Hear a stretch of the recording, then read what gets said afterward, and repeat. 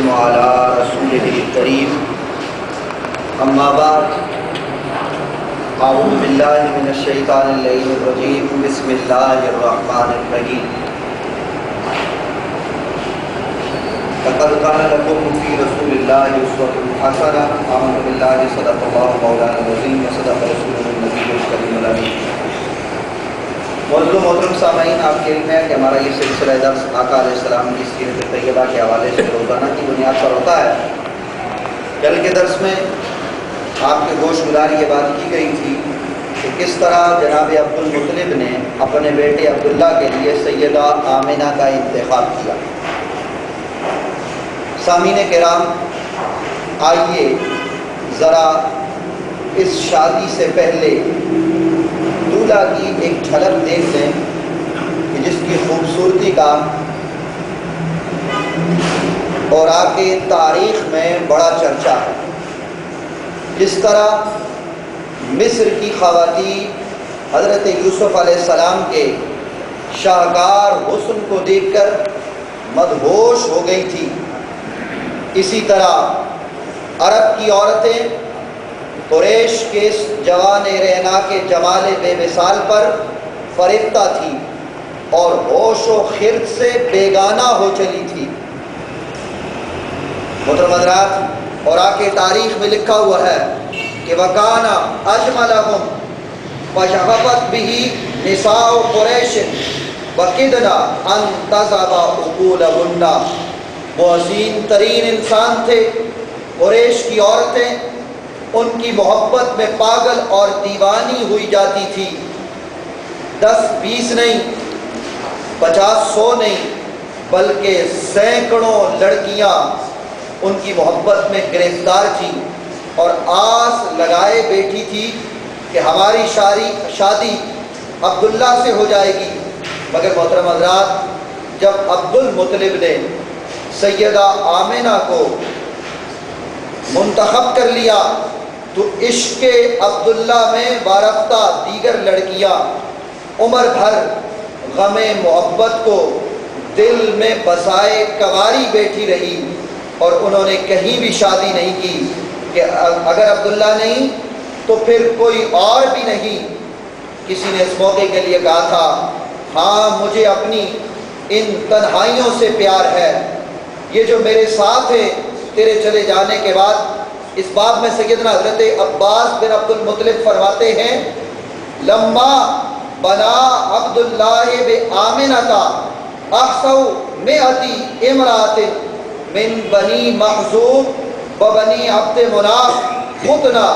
ولم یتزوجنا اسفا علی ما فاتہن من عبداللہ۔ وہ فرماتے ہیں کہ جب عبداللہ کی شادی سیدہ آمنہ سے ہوئی تو بنی مخزوم اور بنی عبد مناف کی 200 لڑکیاں گنی گئی، شمار کی گئی، جنہوں نے عبداللہ کو نہ پا سکنے کے غم میں مرتے دم تک کسی اور سے شادی نہیں کی۔ کیا تاریخ عالم میں کوئی ایسا عبیدہ آپ کی نظروں سے گزرا ہے کہ جس کے غم فراق میں 200 لڑکیوں نے شادی سے انکار کر دیا ہو؟ محترم حضرات، نہیں، ہرگز نہیں۔ اصل بات یہ ہے حضرات محترم کہ ذاتی طور پر کوئی آدمی اتنا حسین ہو ہی نہیں سکتا کہ اس پر اس طرح سے، اس کے حسن پر، اس کے جمال پر، اس کے کمال پر خواتین مرنے لگ جائیں۔ جناب عبداللہ کے جمال بے مثال کا اصل راز یہ تھا کہ حضرت عبداللہ کا کوئی اپنا حسن نہیں تھا، کوئی اپنا کمال نہیں تھا، بلکہ آپ نور نبوت کے حامل تھے، نور مصطفیٰ کے امین تھے۔ اسی نور کی، محترم حضرات، اس نور کے جھلکنے کی بنیاد پر آپ کا چہرہ غیر معمولی طور پر تابا اور درخشاں تھا۔ سیرت نگاروں نے لکھا ہے کہ وَكَانَ نور النبی صلی اللہ علیہ وآلہ وسلم یرا فی وجہہ کالکوکب الدری۔ فرماتے کہ ان کے روئے انور پر نور مصطفیٰ، یعنی عبداللہ کے چہرہ انور پر نور مصطفیٰ یوں جھلکتا تھا کہ جیسے چمکتا ہوا تارا ہو۔ نور نبوت کے امین اور نور نبوت کا حامل یہ باقلا، یہ سجیلا 18 سالہ جوان جب بن سور کر دولہا بنا ہوگا تو اس کی سج دھج کا کیا عالم رہا ہوگا۔ لیکن محترم حضرات، عبداللہ کتنے پاک دامن تھے، ان کی پاک دامنی بھی تاریخ کے اوراق میں محفوظ ہے۔ پڑھی لکھی عورتیں یہ جانتی تھی کہ عبداللہ کے چہرے پر دھمکنے والا، چمکنے والا نور جس عورت کی طرف منتقل ہوگا وہ روئے زمین کی سب سے زیادہ خوش قسمت عورت ہوگی۔ اس لیے وہ اپنا سب کچھ وار دینے پر تیار ہو جاتی کہ شاید وہ نور ہماری طرف منتقل ہو جائے۔ چنانچہ جب آپ دولہا بنے اپنے والد عبد المطلب کے ساتھ جا رہے تھے تو فاطمہ نامی عورت، کتابوں میں اس کا نام لکھا ہوا ہے، یہ ایک مالدار حسینہ تھی، اس نے آپ کے چہرے پر نور نبوت کو تاباں دیکھا۔ اس عورت کے نام پر اختلاف بھی ہے، بعض نے اس کا نام قتیلہ اور بعض نے رقیقہ اور بعض نے لیلہ لکھا ہے۔ اس عورت نے سابقہ کتابوں میں آخری نبی کے والد کی جو علامتیں تھی وہ پڑھی ہوئی تھی، اس لیے اس کا نام فاطمہ ہو، قتیلہ ہو یا لیلہ ہو، کوئی بھی نام ہو، لیکن تاریخ میں یہ بات محفوظ ہے کہ جب آپ دولہا بنے اپنے والد کے ساتھ جا رہے تھے تو اس فاطمہ نامی مالدار حسینہ نے آپ کے چہرے پر نور نبوت کو تاباں دیکھا تو پیشکش کی کہ یا فتح اللہ کا ان تغا علی الآن وعوتی کا مئۃ من الابل، کہنے لگی نوجوان اگر تو مجھے اس گھڑی بسر سے شاد کام کر دے تو میں اس کے عوض تجھے 200 اونٹ دوں گی۔ بسر کے چند لمحات کے عوض 200 اونٹ کی پیشکش، اور وہ بھی کسی مرد کی جانب سے نہیں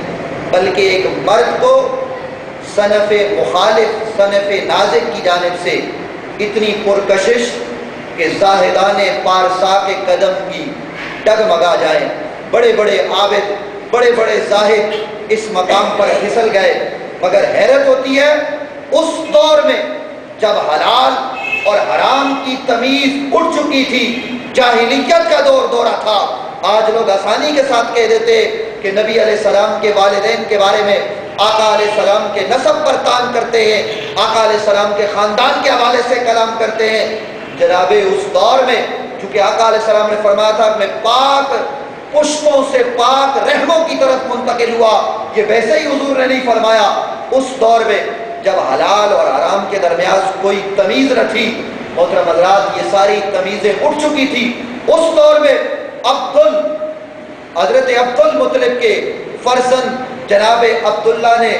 فی البدی اس عورت کو جواب دیا، کہنے لگے اما الحرام فالممات دونہ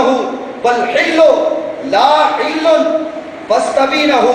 یمحی الکریم ارضہ ودینہ فکیف بالامر الذی تبغینہ، کہنے لگے کہ اے عورت حرام کا کام کرنے سے تو یہ بہتر ہے کہ اس سے پہلے میری موت آ جائے، اور جس کام کا تم مجھ سے کہہ رہی ہو، مطالبہ کر رہی ہو، وہ حلال تو نہیں کہ میں اس پر آمادہ ہو جاؤں، ایسا کام کرنے سے پہلے موت آ جائے تو بہتر ہو، میں اس طرح کا کام نہیں کروں گا۔ اور کہنے لگے ہر شریف آدمی اپنی عزت اور اپنے دین کی حفاظت کرتا ہے، پھر جس چیز کا تم تقاضا کر رہی ہو وہ کسی طور پر پوری نہیں کی جا سکتی۔ محترم حضرات یہ تھا وہ انداز جناب عبداللہ کا جسے تاریخ نے لکھا، البدایہ والنہایہ میں ہے، تاریخ طبری میں ہے اور کئی کتابوں میں ہے کہ جناب عبداللہ کے قدم نہیں ڈگمگائے۔ آپ کی خاندانی نیابت کے حوالے سے بھی انشاءاللہ العزیز ہم بات کریں گے، لیکن آقا کریم صلی اللہ علیہ وآلہ وسلم کے والد گرامی کے حوالے سے تاریخ میں بہت کچھ ہے، لیکن تاریخ کے اس باب میں سے چند باتیں میں نے ایسی آپ کے گوشت گزار کیے ہیں کہ جن پر سب کا اتفاق ہے، اور جناب عبداللہ کی پاک دامنی پر کوئی حرف تان دراز نہیں کر سکتا۔ جو آدمی اتنا پاک باز ہو، حقیقت یہ ہے کہ اسی آدمی کو نور نبوت کا حامل ہونا چاہیے، اور وہ نور نبوت کے حامل ہوئے، اور جناب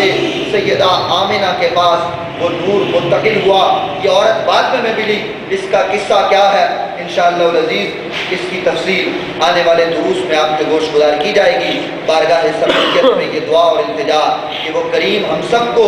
حضرت عبداللہ کی طرح پاک بننے کی توفیق عطا فرمائے، اور اب ہم سب کو حضور انور صلی اللہ علیہ وآلہ وسلم کی سیرت طیبہ پر عمل پیرا ہو کر زندگی گزارنے کی توفیق عطا فرمائے۔